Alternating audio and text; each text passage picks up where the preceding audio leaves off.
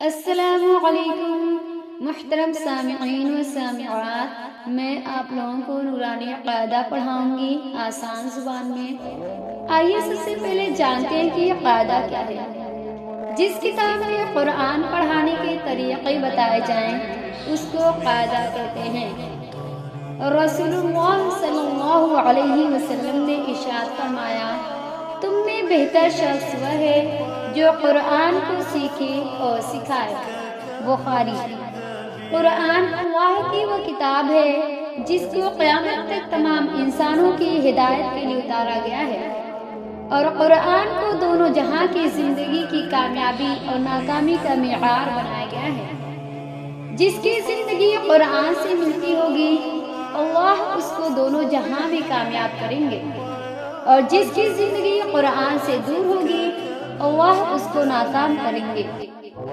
حضور صلی اللہ علیہ وسلم کی زندگی قرآن کا نمونہ تھی۔ حضرت عائشہ رضی اللہ تعالی عنہا سے کسی نے پوچھا کہ حضور صلی اللہ علیہ وسلم کی زندگی کی اخلاق کیا تھے؟ حضرت عائشہ رضی اللہ عنہا نے جواب دیا، کیا تم قرآن نہیں پڑھتے؟ حضور صلی اللہ علیہ وسلم کے اخلاق قرآن تھے۔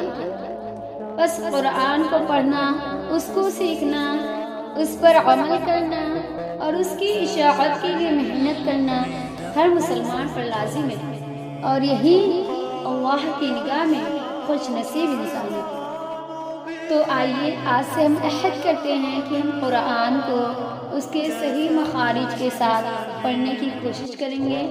انشاءاللہ تعالی اللہ ہمارا حامی و ناصر ہو۔ ملتے ہیں اگلی ویڈیو میں، تب تک کے لیے السلام علیکم